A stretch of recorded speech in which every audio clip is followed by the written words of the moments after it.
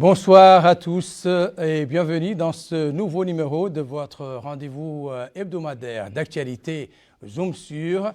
Vous le savez sans doute, les États membres du Conseil des droits de l'homme ont félicité le gouvernement mauritanien pour les progrès réalisés et les réponses apportées lors du dialogue interactif avec la communauté internationale. Ce satisfecit intervient au lendemain de la présentation du rapport national au Palais des Nations à Genève, en Suisse, par le commissaire aux droits de l'homme, à l'action humanitaire et aux relations avec la société civile.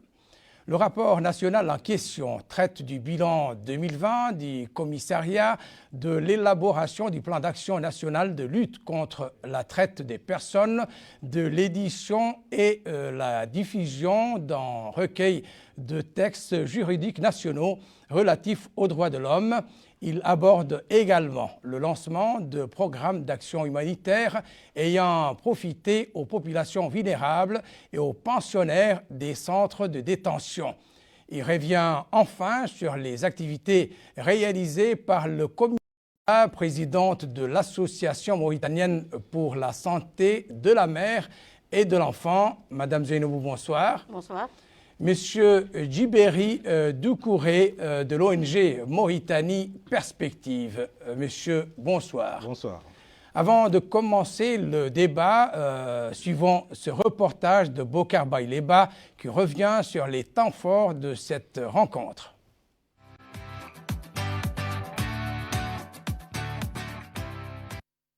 Le rapport national traite des réalisations de notre pays concernant la mise en œuvre des recommandations issues du second round en 2015 et des progrès réalisés dans le domaine de la promotion et de la protection des droits de l'homme, ainsi que des questions soulevées par les mécanismes et celles soulevées au préalable par les États membres. Les droits de l'homme, leur promotion est faite à travers un ensemble de mécanismes auxquels la Mauritanie a souscrit. Bien évidemment, nous avons nos politiques qui ont été mises en place, des plans d'action, et nous sommes en train d'innover pour tenir compte de la particularité de la Mauritanie en matière de sensibilisation et de communication autour de la problématique des droits de l'homme. C'est pour cela que nous avons innové en essayant de traduire toutes les conventions internationales auxquelles la Mauritanie a souscrit sous forme de films documentaires en langue nationale, parce que nous avons constaté que beaucoup de gens font un dépassement des droits de l'homme sans qu'ils ne s'en rendent compte. Et nous avons compris que c'est un problème éducatif. Nous avons également œuvré à ce que la culture des droits de l'homme soit enseignée dès le début de l'école fondamentale. Et nous sommes en train, dans le cadre de la réforme du système éducatif mauritanien, introduire un module sur les droits de l'homme pour que le peuple mauritanien évolue et grandit avec la culture des droits de l'homme. Pour ce qui est de la mise en œuvre du plan des recommandations que nous allons recevoir, comme je vous ai dit tantôt, nous avons déjà un plan d'action de lutte contre la traite des personnes qui est déjà très en avance. Nous allons bien sûr l'actualiser en tenant compte des recommandations qui auront été acceptées par notre pays. Et comme j'ai dit en conclusion, que nous souhaiterons un appui et surtout un accompagnement de tous les partenaires pour que nous puissions mettre en œuvre nos recommandations. Au terme de l'examen, les pays participants ont félicité le gouvernement mauritanien pour les progrès réalisés qui reflètent l'ampleur des efforts déployés depuis 2019, ainsi que pour la qualité de la présentation du rapport national et les réponses apportées lors du dialogue interactif avec la communauté internationale. Le commissaire aux droits de l'homme, à l'action humanitaire et aux relations avec la société civile a, au nom du gouvernement, adressé ses félicitations au président du groupe de travail et aux membres de la Troïka, la Chine, le Royaume-Uni et la Libye, et aux pays et organisations participants pour leurs interventions, questions et recommandations, les assurant que leurs points de vue seront pris en considération.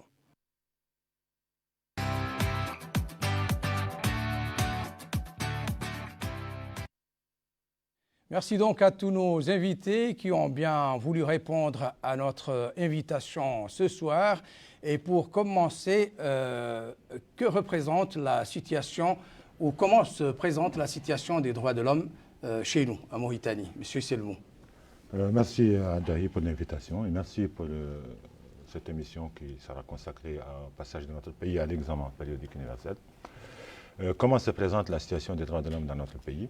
Nous pouvons dire que nous avons une situation satisfaisante. Nous avons un pays qui a ses problèmes, évidemment, des problèmes de différents ordres, écologiques, économiques, socio-économiques, tout ça. Mais nous sommes un pays qui consacre dans son corpus juridique national les droits fondamentaux et les droits essentiels dans le domaine des droits humains. Nous sommes un pays qui assure la jouissance des droits économiques, socio-culturels et des droits civils et politiques. Nous sommes un pays qui ne connaît pas de violation flagrante et massive des droits humains. Nous sommes un pays qui a ratifié les principales conventions internationales de protection des droits de l'homme et qui respecte ses engagements en la matière. Nous sommes un pays qui a d'excellents rapports avec la communauté internationale des droits de l'homme. Et vous savez, cette question des droits de l'homme, c'est une question évolutive, c'est une bataille de longue haleine qu'il faut gagner chaque jour, à la fois en termes de normes, mais aussi en termes de pratiques. Donc nous pouvons dire que la situation est satisfaisante et de toute façon, nous sortons actuellement présentement d'un dialogue avec la communauté internationale dans le cadre du 3e cycle de l'EPI. Les recommandations qui ont été formulées, les interventions d'abord qui ont été faites, ont salué les efforts qui se sont intensifiés principalement depuis 2019. Vous savez que depuis 2019, c'est pour la première fois où l'activité pénale, notamment des juridictions anti-esclavagistes, a prononcé des peines de 15 à 20 ans. C'est une première dans le pays. Et aussi, nous savons l'importance qui a été donnée aux droits économiques et sociaux avec le programme Awlawiyat 1 et avec le programme national de riposte à la pandémie, et le programme de solidarité nationale et de lutte contre l'exclusion qui est concrétisé par l'agence TAD. Grosso modo, nous pouvons dire que la situation est satisfaisante, mais que nous devrons avoir l'ambition de faire mieux et de réaliser plus de progrès. Zainabou, je vous relance sur la même question également. Merci. Bon, moi je réponds au nom de la société civile, donc des défenseurs des droits de l'homme. Et nous disons que dans notre pays, comme d'ailleurs tous les pays du monde, même les grandes puissances, il y a toujours des violations des droits de l'homme. Et que bien sûr, si nous parlons de façon globale du droit humain, donc nous pouvons dire que notre pays n'a pas été en reste par rapport à ces violations. Parce que nous allons caractériser ces violations qui parlent aujourd'hui de droits humains en Mauritanie. Il parlera des principales questions qui sont posées pour la Mauritanie. Ces questions, je peux les résumer déjà en 3 grandes catégories. C'est l'esclavage, c'est le passif humanitaire, c'est les droits des femmes et des enfants. Ça, c'est des problématiques des violations qui sont posées et sur lesquelles plusieurs organisations ont intervenu, ils ont fait leur rapport et réellement, nous pouvons dire, comme tous les pays, mais quand même, nous avons franchi de grands pas en avant dans la réalisation. Donc, et le respect de ces violations. Je ne peux pas dire, bien sûr, qu'il n'y a plus de violations, je ne peux pas le dire, mais je sais que la Mauritanie, dans sa situation, la Mauritanie en tant que pays pauvre, la Mauritanie, comme tous les autres pays donc, de la sous-région, un pays sous-développé, il y a déjà un grand effort, déjà, et une volonté donc, de vouloir remédier à ces violations des droits de l'homme. J'espère. Monsieur Djibéry Doucouré, comment se présente la situation des droits de l'homme de façon brève? Voilà. D'abord, je félicite notre gouvernement d'avoir parvenu dans cette période de Covid de présenter un rapport. Sur la question comment se situe la question des droits de l'homme ici en Mauritanie, j'aimerais d'abord noter les différentes réformes qui ont été faites par le gouvernement, voilà, pour parvenir à une meilleure promotion de cette question des droits de l'homme. Sur le plan d'abord institutionnel, il y a eu plusieurs réformes. bon, nous sommes passés d'un parlement bicaméral à un parlement monocaméral, bon, qui est actuellement où il y a seulement l'Assemblée nationale. Nous avons la création du conseil régional.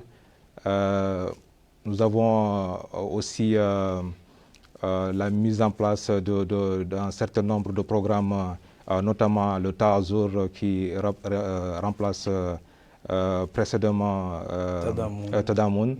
Voilà, donc tout ça, c'est des avancées considérables que nous saluons. Néanmoins, bon, sur un autre plan, bon, il y a quand même des lois, des recommandations issues des précédents EPU, voilà, qui sont encore en instance, voilà, que nous souhaiterions vouloir adopter. D'accord, tant mieux. Je crois que, comme moi, un grand nombre de nos téléspectateurs ignorent presque tout de l'univers des organisations de l'ONU spécialisées dans les droits de l'homme. Peut-être devriez-vous commencer par une mise à niveau, donc nous mettre un peu au même niveau. Voilà, donc les droits de l'homme ou les droits humains, certains préfèrent certainement, Mme Zenebo préférera qu'on dise droits humains, parce que là, ce sont des droits inaliénables, des droits naturels, disons, des droits qui sont liés à la personne humaine. Voilà, donc c'est la liberté d'une manière générale, la dignité, le droit à la vie privée, les différentes formes de liberté, de manifester, de réunion, d'association, de pensée, le droit à ne pas être soumis à l'esclavage, le droit à ne pas être torturé. Énormément de droits qui figurent essentiellement dans les droits civils et politiques. Ils sont des résultats de l'expérience qu'a tirée l'humanité des conflits qui ont jalonné son parcours, notamment les fameuses guerres médiévales en Europe, mais également des guerres qui se sont produites en Europe 1914-18, 39-45, et les hécatombes et les désastres qu'elles ont occasionnés. Ils ont amené la communauté internationale à réfléchir à des moyens d'éviter que de tels drames ne se produisent plus, en donnant plus d'importance à la dignité humaine, à la protection. Pour cela, ces valeurs et ces principes ont été mis en avant d'abord en 1946 et après en 1948 avec la fameuse Déclaration universelle des droits de l'homme, qui est vraiment le point de départ, suivra évidemment la Charte des Nations Unies. Ça, c'était vraiment le socle, ça s'est reposé sur des socles, sur des valeurs, sur la recherche d'en vivre ensemble, sur la recherche de la paix, sur la recherche du fait de placer l'être humain au centre de tout, sa dignité, sa protection au centre de tout. Elle découle de ça. Pourquoi? Parce que l'humanité a testé d'autres approches qui ont été meurtrières et nocives. Mais quand pour répondre précisément à votre question, les mécanismes internationaux des droits de l'homme, c'est essentiellement le Conseil des droits de l'homme qui est l'organe principal des Nations Unies. C'est une organisation qui regroupe essentiellement les États, et qui, pour votre information, notre pays assure sa vice-présidence depuis octobre 2019. Et aussi, il y a les procédures spéciales, les fameux rapporteurs spéciaux, ils sont au nombre de 41. Il y a des rapporteurs spéciaux par Quelles sont justement les instances internationales? Comment fonctionnent-elles? Voilà justement. Donc les procédures spéciales, ce sont les fameux rapporteurs spéciaux. C'est des rapporteurs spéciaux par thème ou par pays. Il y a des pays qui ont des situations d'urgence, donc la communauté internationale leur désigne un rapporteur spécial, mais c'est un mauvais signe. Et il y a aussi le mécanisme unique en son genre, le mécanisme de l'examen périodique universel qui permet d'examiner les États. Parce que là, ils ne peuvent pas se dérober. Tous les États du monde vont passer à l'exercice. Et c'est cet exercice-là que nous venons auquel nous venons d'être soumis. C'est dans le cadre de cet exercice que son Excellence, Monsieur le Commissaire Mohamed Hassan Boukhles était en train de s'exprimer tout à l'heure. Donc ça, c'est une partie, on peut les appeler des organes de la Charte des Nations Unies. Par contre, il y a ce qu'on appelle les organes conventionnels. Parce que vous savez, il y a les conventions internationales qui ont été conçues par les Nations Unies et qui sont ratifiées et qui deviennent des obligations internationales pour les pays qui les ratifient. Vous en avez 8 principales. Vous avez la fameuse convention sur le fameux comité qui contrôle la conformité des États à leurs obligations par rapport au pacte international des droits socio-économiques. Et évidemment, vous avez aussi un comité pour les droits civils et politiques, vous avez un comité pour le suivi de la Convention sur la torture, sur la discrimination raciale, sur la discrimination à l'égard des femmes, sur les travailleurs migrants, et vous avez aussi des protocoles facultatifs. Ça, c'est les mécanismes internationaux de protection des droits de l'homme qui sont, pour ce qui est des organes de traité, qui sont supervisés par des comités d'experts, mais pour ce qui est du Conseil des droits de l'homme et pour ce qui est des procédures spéciales, c'est un peu différent parce que ce sont généralement des rapporteurs spéciaux, mais c'est aussi, il est assisté par des experts. C'est toute cette structure-là qui veille au respect des États, de leurs engagements. Mais vous n'avez pas seulement le système international des droits de l'homme, vous avez aussi le système africain qui est un très bon système, la Commission africaine des droits de l'homme et des peuples à Banjul ici. Vous avez le comité africain qui est en charge des droits et du bien-être de l'enfant. Et vous avez le système arabe des droits de l'homme qui est un système naissant, mais qui est aussi en train de se développer davantage. Grosso modo, c'est ça le mécanisme. Vous avez quelque chose à ajouter? Bien sûr. Donc, merci beaucoup. Donc, j'étais tellement impressionnée par Selmou jusqu'à que... Selmou, il maîtrise bien son dossier. Là. Donc, voilà. Moi, comme l'a bien dit Selmou, donc on a déjà l'examen périodique universel, donc qui est seul de son genre unique. Donc, pourquoi unique? Parce que ce sont les États qui examinent les États. Fantastique. Donc c'est un peu différent par rapport aux organes, surtout conventionnels, comme il a bien dit. Les États, donc dans la diplomatie, ce sont des États qui posent ces questions-là, et chaque État qui pose sa question, il veut réellement que cette recommandation qu'il a posée, qu'elle soit prise en considération.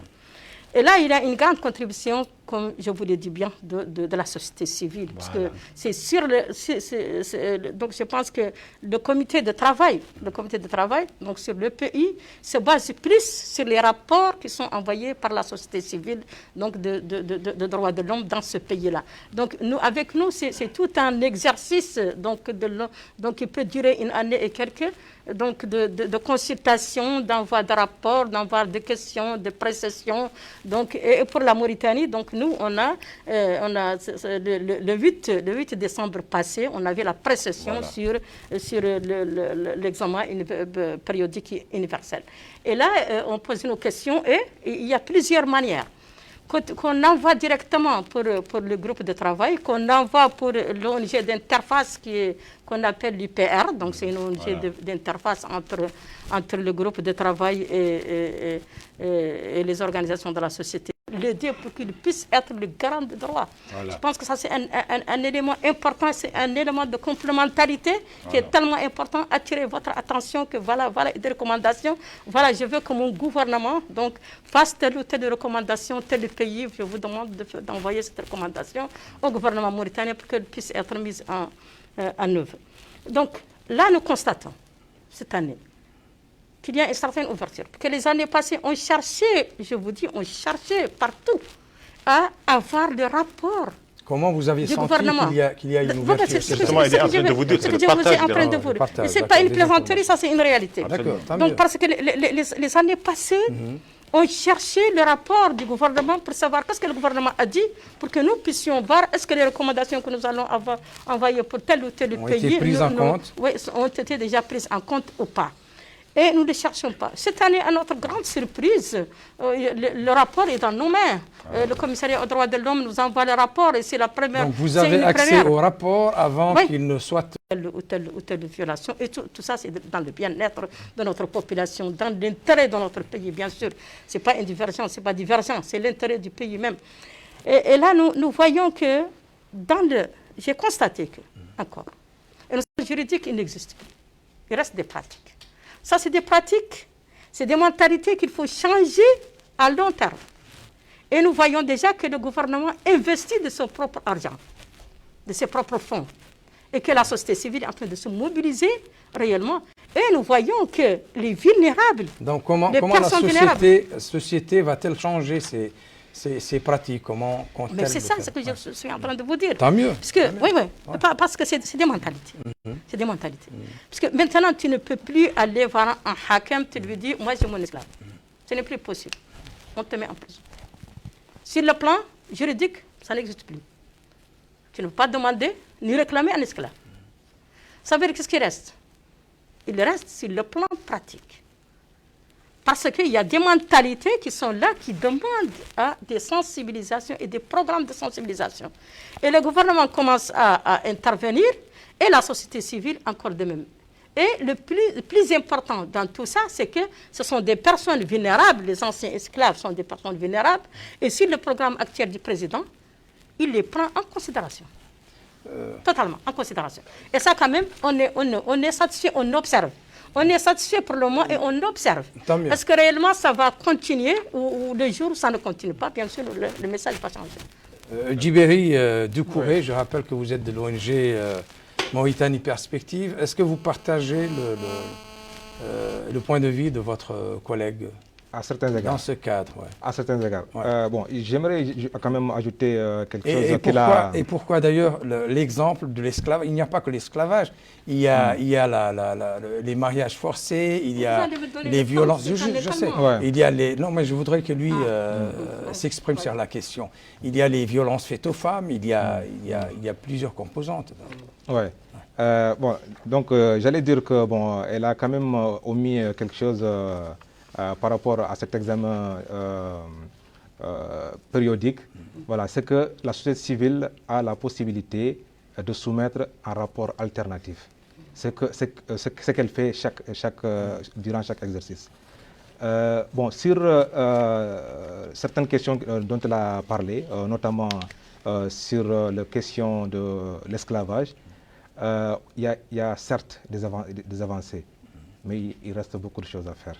Il reste beaucoup de choses à faire. Les avancées, bon, la création de ce programme Tahazour, ça résout un certain nombre de problèmes, mais il y a certaines choses qui relèvent de la loi. Bon, il y a la loi incriminant l'esclavage, il y a des tribunaux spéciaux qui ont été créés à cet effet, mais quand même, leur opérationnalisation, ça reste quand même à voir. Voilà, donc bon, Tahazour, bon, là, je vais quand même pas partager un certain... Quel est le statut aujourd'hui de la Mauritanie, monsieur vous savez, il s'agit du troisième exercice auquel le pays a été soumis pour la première fois en 2010, puis en 2015, et cette fois-ci, en 2020, c'était le troisième. Le processus d'élaboration, c'est l'occasion pour le pays de présenter ce qu'on appelle le rapport national relatif à l'examen périodique universel. Cette élaboration est une opération fastidieuse et laborieuse qui est pilotée par le Commissariat aux droits de l'homme, à l'action humanitaire et aux relations avec la société civile, qui héberge le comité technique chargé de l'élaboration des rapports de l'État, qui regroupe différents départements ministériels, la justice, l'intérieur, le MASEF, voilà, donc les différents autres départements ministériels qui contribuent à la rédaction de ce rapport. Ce rapport, c'est un rapport qui est vraiment exhaustif, même si son format est réduit, c'est un rapport qui est exhaustif et qui se différencie des rapports qui sont présentés aux organes de traité, qui s'occupent d'une thématique quelconque, la torture, la femme, l'enfant, les handicapés. Non, celui-là, il aborde pratiquement tout. Donc, on peut dire que c'est un examen général, il donne l'occasion. Et d'ailleurs, l'une des philosophies qui ont procédé à la création des mécanismes de l'EPI, c'est que beaucoup d'États refusaient de signer des conventions ou de présenter des rapports à des conventions. Donc on a créé ce mécanisme justement pour que tous les États passent devant, qui sont cette fois-ci examinés par les pairs. Mais cet examen aussi, la Troïka qui examine, le groupe de travail, il le fait sur la base de documents de référence qui est le bilan de la mise en œuvre des recommandations de l'exercice précédent, mais dans lequel aussi il répond aux différentes interrogations déjà posées par les organes conventionnels. Il répond aux questions écrites préalables qui ont été transmises par les États qui vont précéder les dialogues interactifs, mais aussi dans lequel il parle des avancées qui ont été réalisées entre les deux sessions, et aussi il présente le bilan global de l'action du gouvernement, notamment en termes politiques, sur le plan économique, sur le plan social, sur le plan des droits humains. Et aussi, il exprime les attentes du gouvernement de la République islamique par rapport à la communauté internationale. C'est cette note liminaire qui présente le rapport national. Le rapport national, comme je vous l'ai dit, il est exhaustif, il aborde toutes les thématiques. Donc maintenant, nous pouvons juger de l'exercice à travers plusieurs paramètres. Premièrement, la nature des interventions. Sur 106 États qui sont intervenus, on peut dire que pratiquement, nous avons été félicités pour deux choses. Nous avons été félicités premièrement pour la qualité de la note liminaire présentée par son Excellence, Monsieur le Commissaire. Nous avons également eu un ensemble de recommandations que nous jugeons acceptables. Parce que dans cet exercice, et curieusement, sur le plus de 260 recommandations, elles étaient, je vous dis, à 80% dominées par les violences faites aux femmes, par les droits des enfants, les droits des femmes, par la traite des personnes, par les mutilations génitales féminines, par la peine de mort, par le travail des enfants, par la liberté religieuse, par l'apostasie, c'est-à-dire voilà, donc la dépénalisation de l'apostasie, évidemment, c'est un peu difficile, c'est un peu compliqué. Les relations entre personnes de même sexe, la protection des migrants, la discrimination, et évidemment, ils sont revenus à l'esclavage. Évidemment, l'esclavage aussi a été abordé, mais il a été abordé avec des recommandations demandant l'intensification de la lutte contre la pratique.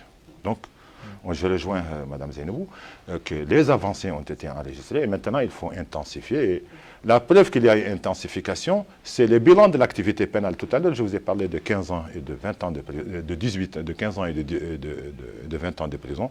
C'est des peines maximales qui n'ont jamais été prononcées. Donc, les recommandations. Les principales questions soulevées lors du dernier examen sur lesquelles la Mauritanie a proposé des réponses du point de vue des ONG. Sur le précédent exercice, il y avait quand même 39 recommandations qui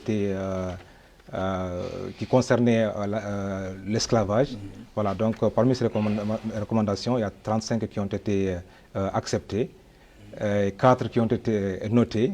Voilà, donc nous pensons que c'est une avancée considérable, voilà, mais qu'il faudrait quand même un peu plus appuyer sur certains points. Est-ce que vous pouvez nous édifier un peu sur les rapports présentés par les ONG lors de cet examen? Madame, peut vous présenter le contenu de son rapport? Bien sûr. Bon, il y a plusieurs organisations. Si j'ai une bonne mémoire, il y a 6 organisations. Et il y a la Commission nationale des droits de l'homme qui ont présenté le rapport.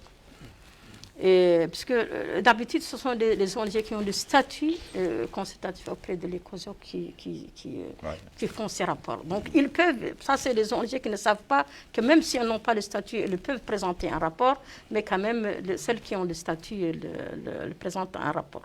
Particulièrement, donc, chaque ONG avait son domaine, donc il n'y a pas eu un rapport entre les organisations ensemble, malheureusement, donc chacune a présenté son domaine. Moi, quand même, en ce qui concerne l'Association mauritanienne pour la santé de la mère et de l'enfant, que moi je préside, elle a présenté un rapport sur les droits des femmes et des enfants. Les gens vont se demander comment se fait-il que vous travaillez en étroite collaboration avec le commissariat et vous ne travaillez pas entre vous en tant qu'ONG. Non, en fait, je ne peux pas dire qu'on ne travaille pas entre nous, mais il faut savoir que les visions ne sont pas les mêmes. Oui. Si les gens n'ont pas la même vision, ils ne peuvent jamais travailler ensemble. Ceux qui ont la même vision, ils travaillent. Moi, je peux dire que je sais que l'esclavage existe en Mauritanie, mais sur le plan institutionnel et juridique, il n'existe pas. D'autres, ils disent que ça existe. Bon, voilà. Donc, on n'a pas la même vision. Et surtout, particulièrement, je dis que nous travaillons sur les droits des femmes et des enfants. Et là, nous avons soumis notre rapport, et surtout sur la violence à l'égard des femmes. Et ça, c'est vrai que nous savons qu'il y aura beaucoup de questions, puisque nous avons envoyé notre rapport par tous les canaux possibles, et nous avons envoyé beaucoup de recommandations. Parce que nous pensons que maintenant, il y a, et c'est nouveau, il y a une très grande recrudescence de la violence envers les femmes. Voilà. Donc, ici dans notre pays. Et que cela demande une alerte totale, puisque les organisations nationales de droits de l'homme, que tant que cette loi n'a pas été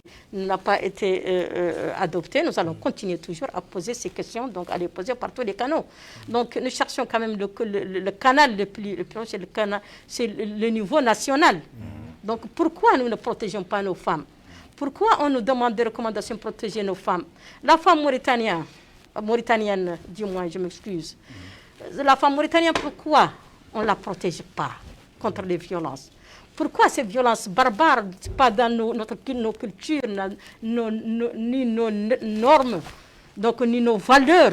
La femme, elle est considérée. Où en est-on aujourd'hui de la violence faite aux femmes et aux enfants? Moi, je vous dis que cette année 2020, je suis en train de vous le dire, cette année en 2020, elle s'est multipliée. Ce qui est difficile, que dans le cadre, je pense que si vous avez bien lu, j'ai fait des déclarations ici, partout, j'ai dit que le Covid-19, dans cette période de confinement, dans cette période de couvre-feu, les violences envers les femmes se sont multipliées. Ça a été constaté partout. Le viol a été multiplié ici en Mauritanie. Les violences conjugales, les meurtres, les suicides. Mais pourquoi? Là, je pense que c'est une alerte totale. Et nous cherchons réellement que cette alerte, nous n'avons pas besoin de recommandations pour la dire, puisqu'elle est partout. Donc nous voulons que des efforts, un engagement fort politique pour mettre en place. Voilà. Donc, parce que maintenant, nous sommes devant le dialogue social. Donc il est important que nous saluions tous, parce que c'est une ouverture, c'est une nouvelle ouverture. Vous savez, nous avons besoin de ça, nous avons besoin de ce dialogue. Justement, il y a un engagement de la part du commissariat. Donc voilà. Moi, je voudrais d'abord, il faudrait reconnaître quand même une chose. J'étais dans les médias. Il faut reconnaître le travail colossal qui était abattu par son organisation. C'était notamment en matière de violence faite aux femmes et aux filles, parce que c'était l'organisation qui tenait des statistiques quand j'étais dans les médias. J'en parlais souvent, qui tenait des statistiques pratiquement quotidiennes ou hebdomadaires sur les viols au niveau national. Ça, c'était bon. Moi, ce que je sais, c'est que cette loi a déjà été adoptée, examinée et adoptée au niveau du gouvernement. Maintenant, au niveau de la représentation nationale, vous savez, il y a voilà, on ne peut pas dire qu'elle est bloquée. Voilà, donc, il y a séparation des pouvoirs, les parlementaires, les élus du peuple sont souverains et sont libres. Donc, voilà, donc, mais je pense que s'il y a des problèmes, c'est au niveau de la lecture de la loi, de la définition des concepts, notamment l'âge du mariage, la définition du viol lui-même, voilà. Donc, des trucs mais grosso modo, la tendance est à l'adoption de la loi. La tendance est à l'adoption de la loi parce que aujourd'hui, au niveau des mécanismes des droits de l'homme, c'est la revendication principale. La protection des femmes et des filles et des enfants. La lutte contre la traite deviennent les priorités par rapport aux autres priorités qui prenaient le dessus par le passé. Ça doit être clair. Donc, moi je pense que si l'Assemblée l'a bloqué, bon, ça... L'Assemblée ne l'a pas bloqué. Qui vous dit qu'elle l'a bloqué? Ça relève quand même, bon, j'aimerais dire, à une certaine... parce que l'Assemblée ressemble, j'allais dire, représente une certaine frange de la population, cette partie de députés qui ont bloqué cette loi. Voilà, donc, comme l'a été signalé tantôt dans le documentaire, il y a une dimension éducative de cette question des droits humains, voilà, qu'il faudrait mettre en œuvre. Voilà, donc je pense qu'il y a certaines questions auxquelles la population n'est pas encore prête. Voilà, donc il faudrait une éducation par rapport à cela. Les députés ont peut-être pris le temps qu'il faut pour édifier les gens. Comme il l'a dit tantôt, il y a étudier la loi et la voter peut-être. Nos lois s'inspirent d'abord de la charia, voilà, qui ne reconnaît pas certaines... Ça ne nécessite pas une révision de cette loi qui justifie un peu qu'elle puisse attendre. Moi, je veux agir quand même. C'est important, ce que c'est important. Oui, elle suit très bien le sujet. Moi, je vous dire une chose. Nous ne revendiquons pas. Nous n'acceptons pas. Nous ne discutons pas que nous ne sommes pas un pays musulman. Ça ne discute pas chez nous. Et que tout ce qui est contraire à la charia, personne de nous ne l'accepte. La femme mauritanienne est une femme musulmane. Mais c'est l'islam qui protège la femme. Pourquoi ne pas la protéger par rapport à l'islam? Pourquoi nos lois qui sont là, nous ne les harmonisons pas avec notre charia islamique? Je pense que ce n'est pas la salle. Il y a une nuance quand même qu'il faut essayer de voir. Nos parlementaires doivent comprendre que s'il y a un article qui est contraire à la charia, personne ne peut nous obliger parce que nous sommes un pays souverain. Voilà. Personne ne peut nous obliger. Enlevez cet article, s'il vous plaît. Mettez l'article qui protège la femme dans la charia islamique. Et pourtant, la charia protège la femme partout. Donc je pense que c'est un élément très important. Mais je pense qu'ici qu'on attire l'attention du gouvernement mauritanien. Nous voulons l'engagement. Nous pensons qu'il y a quand même quelque chose qui est là. Nous pensons qu'il y a une nouvelle ouverture. Nous pensons qu'il y a une ouverture même pour la société civile. Parce que rare, aujourd'hui, cette émission déjà caractérise qu'il y a une place pour la société civile. Moi, le Zoom, ça fait à peu près 10 ans que je n'ai pas fait cette émission-là, Zoom. Donc, non, oui, je n'ai jamais été invité. Bon, voilà. Pour que je puisse parler, parce que ce que je veux dire, c'est dérangeant. Mais ce n'est pas dérangeant, non. C'est notre pays, c'est notre intérêt, c'est notre général, c'est la complémentarité, c'est la protection des droits de nos citoyens. Donc, c'est un droit. Monsieur Selmou, il y a dans l'esprit des citoyens mauritaniens ordinaires une certaine confusion entre les différentes institutions nationales s'occupant des droits de l'homme. Par exemple, on distingue mal la différence entre le commissariat aux droits de l'homme et la Commission nationale des droits de l'homme. Commençons par le premier. C'est quoi le commissariat aux droits de l'homme? Quelle est sa mission et quelles sont ses prérogatives? Le commissariat aux droits de l'homme et à l'action humanitaire en relation avec la société civile est un département du gouvernement qui a en charge la conception, l'élaboration, la conception de la politique nationale en matière de droits de l'homme, d'action humanitaire et de relations avec la société civile. Donc, il s'occupe de la promotion et de la protection des droits humains sur le plan national et il est l'interlocuteur désigné par le gouvernement auprès de la communauté internationale. Il représente le gouvernement. C'est pour cela que tous les rapports qui sont nationaux, qu'ils soient des rapports initiaux ou des rapports périodiques ou des rapports de suivi qui sont présentés devant les organes des conventions internationales sont présentés généralement par son Excellence, Monsieur le Commissaire. Donc, il est chargé du suivi des engagements internationaux. Et il est chargé au niveau national de la promotion qui est l'éducation aux droits humains. Et il est chargé évidemment de la protection qui est de mettre en place les mécanismes juridiques permettant la protection des droits essentiels et fondamentaux. Il y a énormément de lois qui ont été concoctées au commissariat, notamment la loi sur la torture, la création du MNP. Donc, voilà. Donc, mais, vous savez, mais là aussi, il y a la Commission nationale des droits de l'homme. Voilà, justement, là, c'est radicalement différent. Vous savez, dans le domaine de la promotion et de la protection des droits de l'homme, vous avez les acteurs étatiques, les gouvernements. Vous avez les acteurs non étatiques, qui sont la société civile, Madame est là, et vous avez un acteur de troisième type, qui sont les institutions nationales des droits de l'homme. Ce sont généralement des institutions qui sont consultatives, qui ont un rôle de conseiller auprès des gouvernements et qui ont aussi un rôle de surveillance, de suivi, d'évaluation, d'interaction avec les mécanismes régionaux et internationaux des droits de l'homme. Et elles sont régies, les INDH, par ce qu'on appelle les principes de Paris. C'est-à-dire qu'elles doivent être dotées d'un mandat étendu, parce que le mandat, par exemple, de la CNDH est un mandat étendu. Il comporte même la visite des prisons et la prévention de la torture d'une certaine manière. Et elles doivent respecter les principes d'indépendance et de représentativité. Madame a déjà été membre de la CNDH, donc voilà les différents spectres de la société civile, le corps professoral, les syndicats, la presse, les médias, nous y sommes. Elles doivent aussi être établies sur une base constitutionnelle, ou législative. En Mauritanie, nous avons une CNDH qui est établie sur une base constitutionnelle. C'est donc un organe public financé par l'État, qui reflète la société civile, mais qui doit surveiller l'État, qui doit travailler avec l'État, pas forcément dans le cadre des rapports conflictuels, mais qui doit travailler en indépendance, en parfaite indépendance. Et c'est d'ailleurs dans l'intérêt de tous les gouvernements d'avoir des CNDH qui sont indépendantes, qui sont fortes, parce qu'elles vont avoir droit au chapitre, voix au chapitre. Pourquoi justement il est utile d'avoir ces deux institutions? En quoi? Écoutez, c'est différent. Le gouvernement, il doit avoir sa politique en matière des droits de l'homme. C'est une politique qui prend en considération un ensemble de critères qui ne sont pas forcément dans une organisation de la société civile. Un gouvernement, il a des relations diplomatiques, il a des relations stratégiques.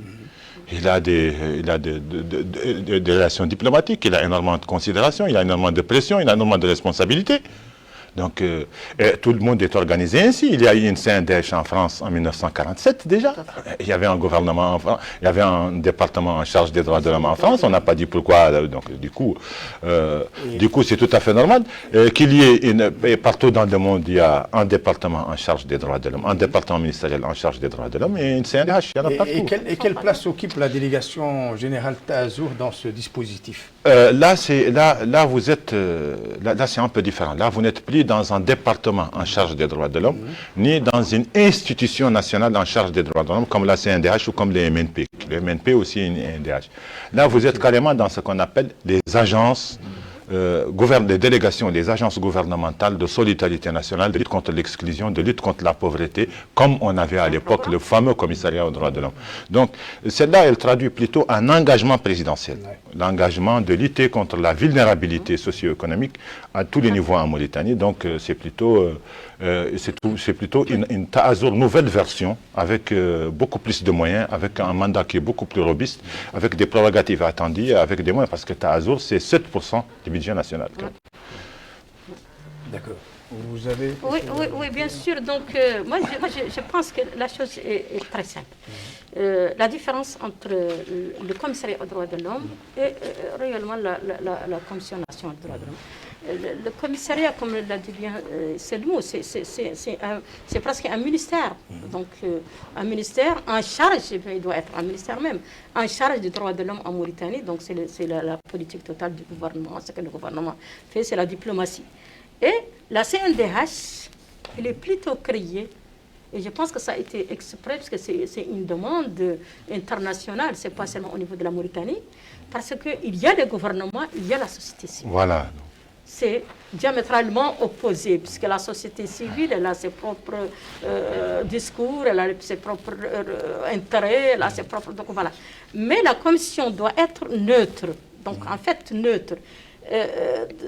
Veiller réellement à édifier le gouvernement des réelles violations de droits humains qui existent, que lui, il n'est pas au courant et qu'un ministère ne peut pas le faire, et que réellement encore essayer, donc elle est sollicitée sur le plan international, surtout dans les Nations Unies des traités, pour qu'elle puisse donner son avis, et son avis est bien écouté, parce que c'est un avis un peu stable. Ça dépendra de son statut. Si elle est du statut A, elle est écoutée. Oui, bien sûr. Nous quand même, moi je sais qu'on n'avait pas le statut A, moi je sais très bien lorsqu'on a eu le statut A, puisque moi je peux témoigner aujourd'hui. Et je le dis, puisque j'ai fait 2 fois la Commission nationale des droits de l'homme, que c'était une commission neutre. En fait, des représentants du gouvernement n'avaient même pas de mots à dire. Ils ont une voix consultative, ils n'ont pas une voix délibérative. On était là à réellement exposer les vrais problèmes. C'est un organe consultatif. Oui, c'est les vrais problèmes donc, de violation que nous rencontrons, surtout la société civile. L'élite de la société civile était membre de cette Commission nationale des droits de l'homme. C'est vrai, et un certain temps, elle a été dégradée, et c'est à cause de la société civile qu'elle a été dégradée. Je vous le dis encore, je témoigne. C'est lorsqu'il y avait le bon travail, donc elle est partie jusqu'au statut A, parce qu'il y avait mais lorsque encore ça a un peu changé, la société civile a contribué jusqu'à sa dégradation. Et je pense que maintenant, on voit qu'il y a un très grand travail et un engagement réel. Donc, et un très beau travail, je vous dis, réellement, qui est en train de se faire, et que voilà que la CNDH a pris encore sa place dans le statut A, et parmi les institutions nationales qui peuvent être sollicitées par tous les traités et donner son avis là-dessus, et faire un rapport. Et ça, c'est un élément encore important. Très bien. Taazour, moi, je pense que Taazour, c'est en fait un programme. Moi, je le qualifie comme un programme. Mais quand même, ce programme, il est important parce qu'il vise la vulnérabilité. Voilà, socio-économique. Sur toute l'étendue du territoire. Sur toute l'étendue. Et nous sommes là, nous observons. Nous pensons que nous allons... Et je vous dis bien, pourquoi la Mauritanie a été félicitée? Parce que nos rapports que nous avons envoyés n'étaient pas de mauvais rapports. D'accord. Ça, c'est très bien. Avant de nous étaler sur d'autres aspects du rapport du commissariat, est-ce que vous pouvez nous expliquer un peu ce qui est considéré comme un nouvel acquis de la Mauritanie, la révision par le gouvernement américain du classement de notre pays du statut 3 au statut 2? Qu'est-ce qu'il apporte concrètement à notre pays? Oui, ça c'était le rapport national, le rapport 2020 du département d'État américain sur la traite des personnes dans le monde. Nous, on était classés dans une catégorie, la catégorie des pays qui ne fournissent aucun effort en matière de lutte contre la traite des personnes. Vous savez, la traite, c'est un sujet qui est extrêmement important parce que non pas seulement elle comporte l'esclavage traditionnel, mais aussi elle comporte les autres violations des droits humains, notamment la prostitution forcée, le commerce des organes, l'enrôlement des enfants, la mendicité forcée, l'exploitation de la vulnérabilité. Donc ça comporte beaucoup de gens d'ailleurs rangent l'esclavage dans le cadre comme étant une forme de traite, ou le contraire. Donc du coup, le fait que le gouvernement américain ait révisé sa position, c'est le résultat de plusieurs facteurs. Premièrement, c'est l'élaboration du plan national de lutte contre la traite des personnes, qui est un plan national élaboré, validé par le gouvernement en 2020, en mars 2020. Mais c'est aussi pour le vote de lois qui sont l'approbation de lois qui d'ailleurs ont été promulguées. La loi sur la répression et la prévention de la traite des personnes et la loi sur la prévention et la répression du trafic illicite des migrants. Ce sont deux textes juridiques qui sont venus étoffer notre arsenal juridique national cette année. Et aussi l'activité pénale et des juridictions anti-esclavage. Parce que vous vous rappelez qu'en novembre 2019, c'est la fameuse condamnation en EMA à 15 ans, à 18 ans de prison, je ne me rappelle plus. Et donc, c'est tout ça, tout ceci ont convaincu nos partenaires qu'il y a des efforts, parce que nous étions classés comme étant un pays qui ne fournit pas d'efforts, mais quand ils ont vu que nous avons fourni des efforts, ils ont revu notre notation à la hausse. Mais au niveau du département, au niveau du commissariat, nous sommes aussi actuellement en train de réfléchir à la création d'une instance nationale de lutte contre la traite des personnes et le trafic des migrants qui doit être logée au commissariat et qui va être une instance qui va travailler sur les fameux 4P, c'est-à-dire la prévention, les poursuites, le partenariat, qui va travailler sur ces axes-là. Qu'est-ce que ça apporte à notre pays? C'est toujours bien de voir que les gens de la communauté internationale, les pays amis, apprécient tes efforts. C'est toujours très important de voir que les gens changent de regard vis-à-vis de votre pays. C'est très important. N'importe quel Mauritanien doit en sentir la fierté, comme n'importe quel Mauritanien doit sentir la tristesse quand il voit que son pays est en train d'être stigmatisé, en train d'être jeté en pâture devant la communauté internationale. Aucun Mauritanien ne peut être également en charge. Voilà, en fait, il a trois thématiques en charge qui s'occupent aussi de la société civile, qui est le gouvernement parallèle au niveau mondial, qui s'occupe de tout ça. Dans le cadre de ces activités, le commissariat mène des activités qui ressemblent à celles qui sont menées à Tazur quand il fait de l'humanitaire, quand il fait de l'assistance, quand il aide les indigents. Mais Tazur, c'est une structure qui est dédiée à la lutte, à la lutte contre la vulnérabilité. Évidemment, c'est une structure des droits de l'homme parce qu'elle consacre les droits économiques, sociaux et culturels, qu'elle prépare les citoyens à jouir de ces droits civils et politiques. Évidemment, elle fait les droits de l'homme, elle les consacre. Mais ce sont deux structures différentes, mais qui travaillent ensemble, devant. Qu'est-ce qu'ils ont réalisé, par exemple, jusqu'à présent, de façon brève? Vous savez, le bilan de Tazur, vous êtes journaliste, il est sur son site, mais tout ce que je sais, c'est que Tazur a été très active dans le cadre de la lutte contre l'exclusion d'une manière générale. Avec le parce que, on n'est pas tenu de bosser ensemble, que ce soit clair. Donc voilà. On peut coopérer, mais on peut ne pas bosser ensemble. Donc ce que j'allais dire, c'est que ce que j'ai ressenti au niveau de Tazur, ce que j'ai lu et ce que j'ai suivi, c'est que le cash transfert à lui seul, il a touché à peu près 400 000, donc 400 000 bientôt, 186 000 et 20 000. Il a touché pratiquement 600 000 ménages de cash transfert à lui seul, sans parler des addictions d'eau, sans parler des écoles, sans parler des collèges qui sont en train d'être finalisés, sans parler évidemment de beaucoup d'autres réalisations. Donc au niveau du commissariat, les moyens alloués à Tazur ne sont pas du tout les mêmes que ceux alloués au commissariat aux droits de l'homme, mais dans le volet action humanitaire, vous avez vu l'intervention du département suite aux inondations de Bessiknou, vous avez vu l'intervention du département suite aux inondations de Rosso, vous avez vu les opérations d'assistance aux différents centres pénitentiaires du pays, que ce soit à Nouadhibou, au niveau des 4 prisons de Nouakchott et à la prison de Rosso. Donc ça c'est au niveau humanitaire. Mais les actions phares du département, vous entendre les actions phares cette année ont été le plan d'action national de lutte avec eux. Je souhaite que des émissions soient consacrées davantage à la problématique des droits de l'homme d'une manière générale. C'est une problématique qui est très importante, qui est transversale, qui constitue une carte diplomatique pour tout pays. Je vous remercie de nous avoir donné l'occasion de nous exprimer ce soir. Merci également, allez-y. Merci. Donc, quant à moi, donc, je ne peux encore que me réjouir et vous dire merci. Merci de cette invitation que nous soyons aujourd'hui là donc, à discuter le gouvernement, la société civile, c'est important. Et nous cherchons encore qui dit merci dans la mer. Nous cherchons encore d'autres émissions, surtout sur la loi pour la société civile. Merci pour l'invitation. Merci de nous avoir permis de nous exprimer sur cette question essentielle des droits humains et de pouvoir éclairer nos populations sur ces questions-là. Merci beaucoup. Ce numéro de votre émission Zoom Sur est à présent terminé. Je remercie mes invités, M. Selmou Salehi, coordinateur du Centre d'information du Commissariat aux droits de l'homme, Mme Zainabou Tal Moussa, présidente de l'Association mauritanienne pour la santé de la mère et de l'enfant, M.